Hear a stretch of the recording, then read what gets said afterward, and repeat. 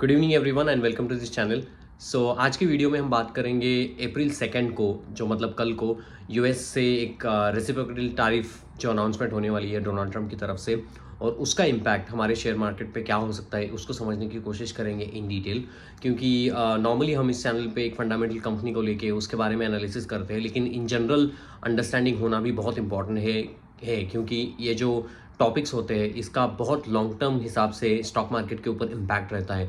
तो कोई भी अगर मॉनेटरी पॉलिसीज़ की मीटिंग्स हो या फेड की पॉलिसी मिनट्स ऑफ मीटिंग्स हो, तो उसको आपको बहुत बारकाई से नज़र रखनी पड़ेगी, क्योंकि वहीं से डिटरमाइन होता है कि पैसे का फ्लो है वो किस सेक्टर में चला जाएगा और क्या सेक्टर में किस तरीके से मूवमेंट हो रही है। आपने अगर देखा कि आज के मार्केट में बहुत बुरी तरह से फिर से आईटी स्टॉक को नीचे लाया गया।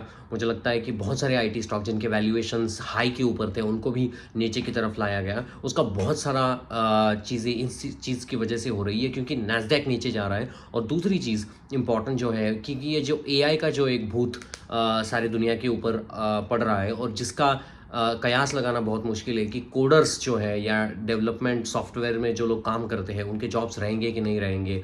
उनके अनुसार जो भी सॉफ्टवेयर कंपनियां हमारे यहाँ लिस्टेड है, टीसीएस हो, विप्रो हो, इन्फोसिस हो, परसिस्टेंट सिस्टम्स हो, एलटीआई माइंडट्री हो, इन सारी कंपनियों को बहुत बड़ा इम्पैक्ट होने वाला है। बिकॉज अगर सॉफ्टवेयर डेवलपमेंट ही एआई रिलेटेड सारे चीज़ करेंगे, ह्यूमनॉइड रोबोट का काम करेंगे, तो मुझे लगता है कि वहाँ पे बहुत एक अनसर्टेनिटी का इन्वायरमेंट है, और जिसकी वजह से हाई पीई रेशो वाले आईटी कंपनीज बहुत नीचे की तरफ जा रहे हैं, ये आपने देखा होगा। इसलिए बहुत सारी चीज़ें जो यूएस में हो रही है उसका इम्पैक्ट भी हमारे बहुत सारे स्टॉक मार्केट पे ऊपर होता है, उसको समझना भी बहुत सारा इंपॉर्टेंट होता है। तो हम थोड़ा वापस आते हैं कि कल या आज रात को यूएस में जो डोनाल्ड ट्रंप ने कहा था कि मार्च 3 को कि अप्रैल 2 से एक रेसिप्रोकल तारीफ बहुत सारे कंट्रीज़ के ऊपर लगने वाला है। वो बेसिकली वो एक टैक्स आप मान सकते हो या extra charge you have to pay to the US government on top of the goods that you are selling in USA.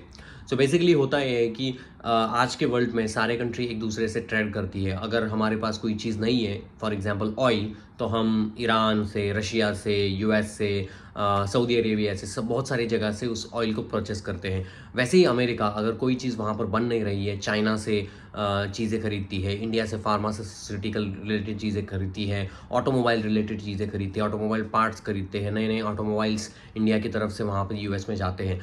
तो इन सारी चीज़ों का बहुत लंबे समय से एक ट्रेड होता है एक दूसरे कंट्री में। तो अगर इंडिया की बात करें, अगर इंडिया में कोई चीज़ आ रही है यूएस से, तो वहाँ पर बहुत सारा ज़्यादा टैरिफ, या आप बोलोगे कि बहुत ज़्यादा टैक्सेशन होता है उस चीज़ को इंडिया में लैंड होने के लिए। उसको आप इंपोर्ट ड्यूटी बोलते हो। तो मान लो कि अमेरिका में कोई अगर हार्ली डेविडसन जैसी कार बनी है और उसको इंडिया में अगर सेल करना है कंज्यूमर्स को, तो पहले वो लैंड होने के पहले इंडियन गवर्नमेंट को एक सर्टन अमाउंट ऑफ टैक्स या टैरिफ देना पड़ता है, सो दैट उसके बाद जो आपकी वैल्यू आएगी तो वो आपको कंज्यूमर को पास ऑन करनी होगी। उससे होगा क्या, अगर यूएस में $100 को बनी है और India 25% extra import duty charge कर रहा है, तो वो कंज्यूमर तक पहुँचते पहुँचते 125, 130, 135 इंडिया के जो स्टेट के टैक्सेस है उसको मिला के वो बहुत महंगी हो जाती है। तो ये बहुत डिफिकल्ट होता है यूएस कंपनियों को अपने बिजनेस को ऊँचे तरफ से लेके जाना भी। वैसा अमेरिका में भी है। अगर मान लो कि इंडिया में कोई चीज़ अगर फार्मास्यूटिकल, मुझे लगता है सीडीएमओ करके एक ड्रग्स होते हैं नॉर्मल जेनरिक मेडिसिन की, वो इंडिया में बहुत अच्छी बनती है, इंडिया में लेबर कम पे मिलता है। तो इसका सारा चीज़ देख के इंडिया में ये फार्मास्यूटिकल बनाया जाता है और वो यूएस में सेल हो जाती है। तो उनका जो टैक्सेशन है कि जो चीज़ इंडिया में बनती है और बाद में यूएस में सेल की जाती है, वहाँ पर यूएस गवर्नमेंट जो टैक्स लगाता है वो बहुत कम है। फॉर एग्जांपल मान लो कि इंडियन गवर्नमेंट, जो इंडिया के यहाँ पे जो कार बनती है, ऑटोमोबाइल और ऑटोमोबाइल के पार्ट्स बनते हैं, वो जब यूएस में एक्सपोर्ट होती है तब यूएस गवर्नमेंट उसके ऊपर 1.1% का ही चार्ज लगाता है। लेकिन कोई अगर हार्ली डेविडसन या बाकी सारी जो कार्स हो, ऑटोमोबाइल्स हो, वो अगर यूएस में बनती है और इंडिया में अगर उसको एक्सपोर्ट करना है, तो वहाँ पर इंडियन गवर्नमेंट लगभग 24% का टैक्स लगाती है। तो 24% कहाँ और 1% कहाँ। तो इस चीज़ को वही डोनाल्ड ट्रंप ने एड्रेस किया है। वो बोलते हैं कि अगर मान लो कि हमारा कोई चीज़ हमारे यहाँ बन रहा है, तो वो आपके यहाँ पर आते समय 24% है, और आप जब हमारे यहाँ बेच रहे हो, हमारे मार्केट में बेच रहे हो, तो वहाँ पर 1% है। तो ये मिसमैच है। इस मिसमैच को ही एड्रेस डोनाल्ड ट्रंप कर रहे हैं। उनका कहना है कि इसको थोड़ा सा रिलेटिव इंडेक्स पे लेके जाया जाए। अगर आप आपका जितना तारीफ होगा हम उतना ही उस चीज़ का तारीफ लगाएंगे। इससे होगा क्या, इससे ये होगा कि इंडिया में जो चीज़ बन रही है अभी वो सस्ती यूएस में जाती थी, अभी वो महंगी जाएगी बिकॉज ऑफ द तारीफ। और इंडियन कंपनीज़ के लिए अपनी सेल को यूएस में करना बहुत मुश्किल हो जाएगा। अगर मान लो कि कोई चीज़ अगर 100 में पहले बिकती थी वो अभी 125, 130, 140 हो जाएगी, तो जिसकी वजह से आपको चीज़ों को बेचना बहुत मुश्किल होगा। इसलिए आपने रिसेंटली देखा होगा कि महिंद्रा एंड महिंद्रा, टाटा मोटर्स जिसकी जेएलआर की डिवीजन है, जिसके बहुत सारे कार यूरोप में बनते हैं और बाद में यूएस में सेल आउट होते हैं, जगुआर जैसी कार हो गई, तो उनके यहाँ पर बहुत ज़्यादा टैक्सेशन होने की वजह से वो मुश्किल होगा उस कार को उस पैमाने पर बेचना, because then Tesla will come into the play, because Tesla की प्राइस और जगुआर की प्राइस तो मैच करेगी and all that, it is more beneficial for the Tesla. तो इसके चलते डोनाल्ड ट्रंप चाहते हैं कि आप अपनी जो मैन्युफैक्चरिंग फैसिलिटी है तो आप इंडिया में लगाओ। तो मुझे लगता है ये टैरिफ वार को एक तो बहाना है। I think Donald Trump is looking to find a new deal in place between the big countries who selling the goods to the United State. इनमें कितना नाम आता है, इसमें चाइना जो है $400 बिलियन का एक्सपोर्ट यूएस में करती है। उसके बाद यूरोपियन यूनियन कुछ $200 बिलियन का करती है। इंडिया जो है $77 बिलियन का एक्सपोर्ट जो है गुड्स का वो यूएस को करती है। इसमें सबसे ज़्यादा जो परसेंटेज है वो एग्रीकल्चर, मीट, प्रोसेसिंग फूड का है। उसके बाद इलेक्ट्रॉनिक्स 14-15% का करती है। 37% agriculture and processed meat, processing food का जो एक्सपोर्ट यूएस में जाता है वो 37% है। ऑटोमोबाइल 24% का है। और उसके बाद इलेक्ट्रॉनिक्स का 15% है। 9.7 केमिकल रिलेटेड कंपनीज़ हैं। फार्मास्यूटिकल 10% है। तो इन सारी चीज़ को मिला के 77 बिलियन का एक्सपोर्ट इंडिया यूएस में करती है। और कंपैरेटिवली यूएस जो है वो इंडिया में एक्सपोर्ट करने का परसेंटेज है 42 बिलियन। तो इंडिया जो एक्सपोर्ट करती है यूएस जो चीज़ों बना यूएस में बना के इंडिया में जो एक्सपोर्ट करती है उसका जो परसेंटेज है वो, उसका जो वैल्यू है वो 42 बिलियन है। तो 77 बिलियन इंडिया एक्सपोर्ट करता है यूएस को, यूएस इंडिया को 42 बिलियन करता है। तो इस ट्रेड डेफिसिट को ज़्यादा करने का काम डोनाल्ड ट्रंप कह रहे हैं कि हमें ज़्यादा तारीफ लगाने होंगे, because this is not right. इसीलिए इस टर्म को कहा जाए कि रेसिप्रोकेटल तारीफ। इंडिया जितना लगाता है उतना ही हम तारीफ आपके कंट्रीज़ के गुड्स और सर्विसेज के ऊपर लगाएंगे, जिसके चलते आपको भी सोचने पे मजबूर हो जाएगा कि आप जो वहाँ चीज़ें सस्ती बना के यूएस में बेच रहे हो तो वो नहीं चलेगा। उनका कहना है कि यूएस गवर्नमेंट को आपको पैसा देना पड़ेगा। इस चलते डोनाल्ड ट्रंप का कहना है कि $6 बिलियन एनुअली उनके जीडीपी में ऐड हो जाएगा। That's a huge amount. This is what the Donald Trump is talking about. और उस 600 बिलियन से हमारे यहाँ इंडिया यूएस में वो बहुत सारे मैन्युफैक्चरिंग यूनिट्स खोल पाएंगे, बहुत सारी चीज़ें कर पाएंगे। तो उनका कहना है कि हम ये जो पैसा है, मिलिट्री किसी कंट्री को हम हेल्प भी करते हैं, उसके बावजूद भी हमारा जो टैरिफ है वो कम है और उन कंट्रियों का हमारे ऊपर ज़्यादा है। तो ये जो पैरालिसिस है उसको अटैक डोनाल्ड ट्रंप ने किया है। And if you think from the US citizen, अगर यूएस सिटीजन होता तो from my perspective it is good thing, because our country is suffering at the end of the day, because we are giving $1 billion out. और इसकी वजह से क्या होगा कि पूरे वर्ल्ड में एक शॉकिंग वेव चली जाएगी, बिकॉज बिजनेसेस जो है, लिस्टेड कंपनीज जो है, उनके बहुत सारे धंधे जो है आज के समय में यूएस, यूरोपियन यूनियन, इन सारी चीज़ों की वजह से लिंक्ड है। तो ये टैरिफ वार होने की वजह से there will be a hangover on the stock market, because अगर कल जाके कोई टैरिफ में चेंजेस कर देता है, कोई सेक्टर को हटा देता है, कोई सेक्टर को बढ़ा देता है, तो इन सारी चीज़ों का इम्पैक्ट जो है स्टॉक मार्केट के ऊपर पड़ता है। और स्टॉक मार्केट इसीलिए बहुत समय से, मुझे लगता है 2-3 महीने से ही, जब से डोनाल्ड ट्रंप आए हैं अब गद्दी के ऊपर, तो वहाँ पे उसने डिस्काउंट करना शुरू कर दिया है कि डोनाल्ड ट्रंप ये टैरिफ की चीज़ों वो लाएंगे और उसके बाद स्टॉक में असर पड़ना शुरू हो गया है। तो ये एक बात होगी कि आपने देखा होगा कि कितना बड़ा पैमाने के ऊपर वहाँ पर ट्रेड का डेफिसिट है, तो उसको एडवांस करने का काम डोनाल्ड ट्रंप कर रहे हैं। अभी थोड़ा सा वापस आते हैं कि ऑटोमोबाइल के ऊपर, जो हमारा एक बहुत बड़ा सेक्टर है। आपने अगर देखा होगा कि इंडिया और यूएस के टैरिफ में 23% का डिफरेंस है और डोनाल्ड ट्रंप कह रहे हैं कि हमें इसको मैच करना है। कल ही उन्होंने कहा है कि हम उसको काइंड करेंगे, हम उसको थोड़ा सा मैच नहीं करेंगे लेकिन उस लेवल तक लेके जाएंगे। लेकिन वो कितना जाते हैं, क्या करते हैं, कौन कौन से सेक्टर्स को उसमें ऐड करते हैं, वो आज रात या कल ही देखने को मिलेगा। And then you can have a direction in this company. इसीलिए आपने देखा होगा कि टाटा मोटर जैसी कंपनी 1200 के ऊपर स्टॉक था, अभी वो 600 के आया था, 600 से 700 गया, 700 से अभी 670 कुछ और है। वो इसकी वजह से यही है क्योंकि टाटा मोटर की अगर ऑपरेशनल इफिशियंसीज आप देखोगे कोविड के बाद, मुझे याद है कि 200 रुपये के ऊपर स्टॉक होता था, 200-250। उसके बाद स्टॉक में एक री रेटिंग हो गई क्योंकि जगवार ने अच्छा काम करना शुरू कर दिया और जगवार के जो सेल्स के नंबर है वो अच्छी तरीके से बढ़ने शुरू हुए और एक री रेटिंग फैक्टर आया ईवी की वजह से। अब होगा ये कि टैरिफ अगर लगेगा ऑटोमोबाइल के ऊपर तो it is very difficult to increase the number of sale of car of Jaguar in USA, जो उनका बड़ा पोर्शन है। तो इसीलिए that will be a very difficult for the Tata Motors to give performing a good price earning multiples going up forward. मतलब उसके earning जो होगी, नंबर जो आएंगे वहाँ पर कमी दिखाई देगी। तो इसीलिए इस Q4 के जो नतीजे आएंगे ऑटोमोबाइल सेक्टर्स को बहुत केयरफुली वॉच करना पड़ेगा कि ऑटोमोबाइल सेक्टर्स के जो गाइडलाइंस क्या आ रहे हैं, कंपनी इस टैरिफ वॉर को किस तरीके से देख रही है, क्या वो चीज़ें अपने आप इंटरनली अप्लाई कर रहे हैं जिसको वहाँ पर वो इम्प्लीमेंट कर सके और इससे बच सके। अब एक बात है कि how Tata motor can react. Tata motor ऐसा तो नहीं है कि वहाँ जाके कल ही जाके फैक्ट्री खोल देगा और सारे चीज़ें वहाँ ही शुरू कर देगा। उसमें बहुत सारे अप्रूवल्स लगते हैं, बहुत सारी चीज़ें वहाँ पर प्लान आउट करनी पड़ती है और ये करते करते करते डोनाल्ड ट्रंप का टेन्योर भी खत्म हो जाएगा और डोनाल्ड ट्रंप वापस यूएस के प्रेसिडेंट तो नहीं बन पाएंगे।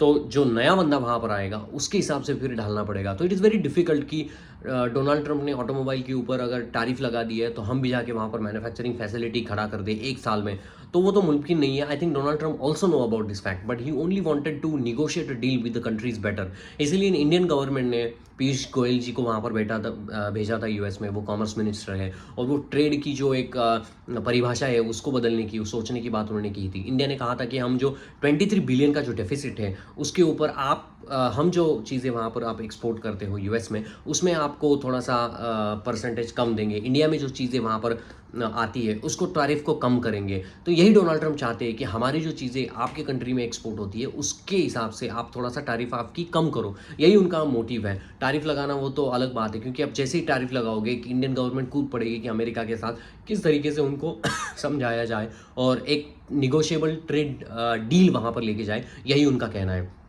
तो wait and watch all this things. इसके चलते आईटी इंडेक्स बहुत गिर चुका है। आईटी इंडेक्स गिरने का एक बहुत बड़ा रीज़न है क्योंकि बहुत सारे कंपनीज आईटीज़ के हायर वैल्यूएशन में चले गए थे। आप अगर देखोगे अभी एआई आ गया है, chat GPTs everyone is using, Grok है, आस्क परप्लेक्सिटी है एंड ऑल दैट। तो things are becoming very difficult in IT to predict.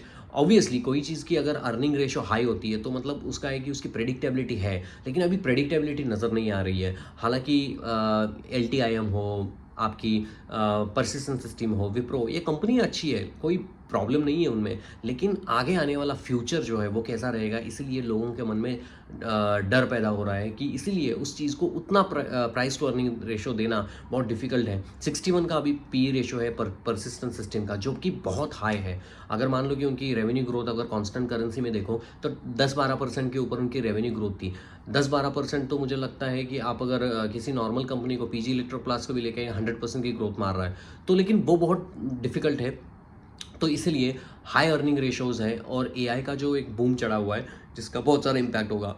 और आपको एक बात समझनी होगी कि अगर यूएस में ये जो डोनाल्ड ट्रंप की जो एडमिनिस्ट्रेशन है, अगर वो कोई ग्रीन कार्ड में या H1B1 के वीज़ा में कोई अगर टिंकरिंग करती है so that will be a bad impact for the IT, because IT का रिसोर्स बहुत सी वहाँ से वहाँ चले जाते हैं और काम भी करते हैं, तो वो आईटी के लिए निगेटिव रहेगा। लेकिन wait and watch on this Donald Trump. इसके चलते as a investor what we can do is we can do India domestic theory के ऊपर अगर जो भी स्टॉक्स है, मतलब कोई कपड़े बेचने का काम कर रहा है, कंपनी कोई घड़ी बेचने का काम कर रहा है, कोई इंडिया में गाड़ी बेचने का काम कर रहा है, या इंडिया में ऑटोमोबाइल स्पेयर पार्ट में उसका परसेंटेज ज़्यादा है, या एआई रिलेटेड कंपनी है, वहाँ पर अपनी जो इन्वेस्टमेंट है उसको कॉल को पढ़ के वहाँ पर अपनी इन्वेस्टमेंट को बहुत अच्छी तरीके से ऐड कर सकते हो, because this is a very good opportunity where small cap index are down, mid cap index are down, everywhere is the volatility and everywhere is uncertainty environment, and that is where you can allocate more, and then when the rally starts you can have more look into this.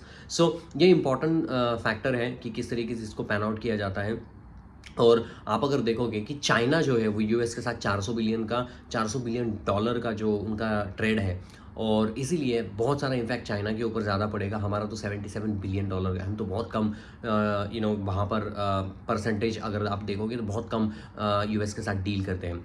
दूसरी एक चीज़ आज के news में हुई थी कि वो Vodafone idea के कुछ स्पेक्ट्रम के ड्यूज़ बाकी थे गवर्नमेंट से, तो गवर्नमेंट को उनको पैसा देना था कुछ 37,000 करोड़ का, और मुझे लगता है कि आदित्य बिरला ग्रुप और गवर्नमेंट के बीच में कोई डील हुई है, उसके तहत गवर्नमेंट ने कहा, कल ही उनका नोटिफिकेशन आया कि they will convert this due into this equity. तो मतलब 10 रुपये प्रतिभाव से अगले 30 दिनों में वो वोडाफोन आइडिया में पैसे के चलते इक्विटी में कन्वर्ट करेंगे, मतलब वो हिस्सेदारी खरीदेंगे वोडाफोन आइडिया में। मतलब I don't get an understanding of it.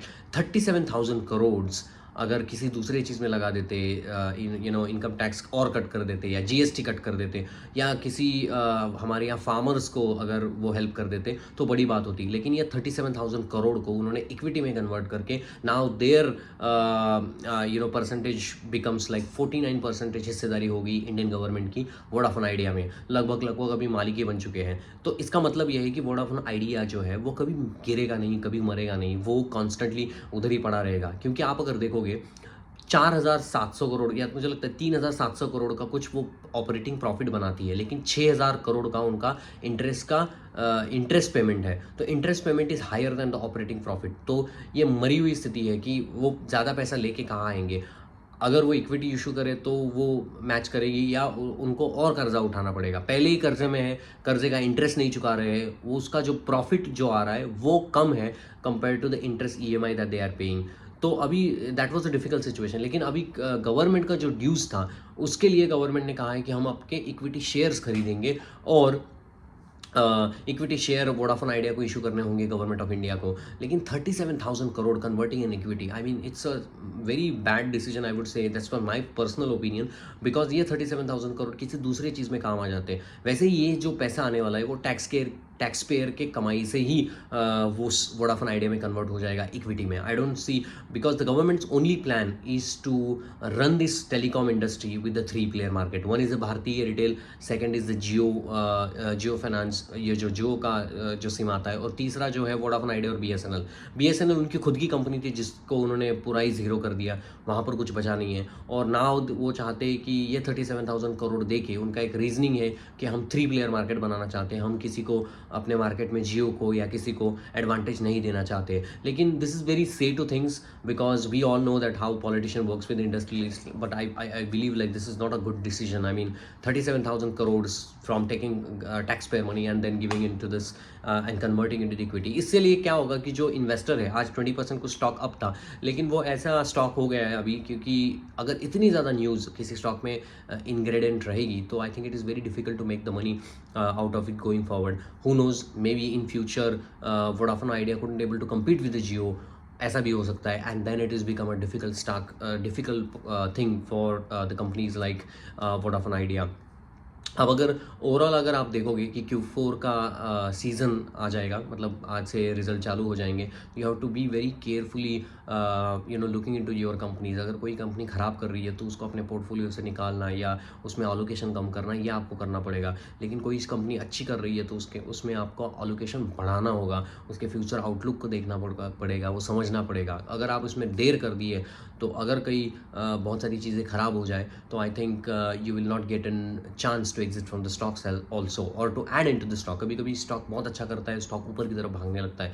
सबसे इंपॉर्टेंट थिंग इज़ सस्ता खरीदो और ऊपर की तरफ बेचो, ये इंपॉर्टेंट चीज़ है। अगर कोई चीज़ सस्ती नहीं है तो उसको छोड़ दो, क्योंकि इंपॉर्टेंट चीज़ है कि अगर आप महंगा खरीदोगे तो महंगा और महंगा होता जाता है। मैं भी अपने वीडियो में कहता हूँ कि अगर महंगा और महंगा हो जाता है, लेकिन वो बुल मार्केट में अच्छा लगता है। अगर कोई बेयर मार्केट आ गया, जैसे अभी चल रहा है, बहुत सारे समय से स्टॉक मार्केट एक रेंज में फंसा हुआ है, अनसर्टेनिटी का इन्वायरमेंट है, वहाँ पर आपको बियर फेज में ध्यान देना होगा। कोई सस्ता चीज़ खरीदने से आपको पैसे बनाने की उम्मीद बहुत ज़्यादा रहती है।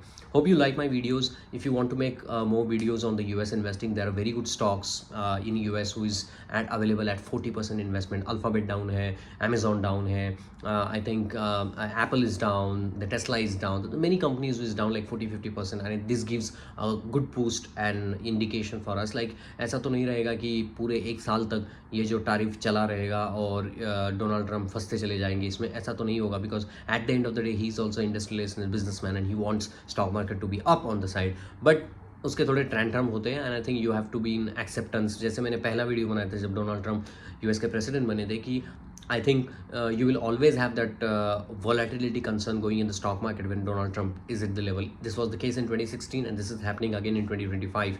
So it's the same case. So hope you like my videos, and please like, share, and subscribe. And thank you very much for watching. Have a nice day, guys.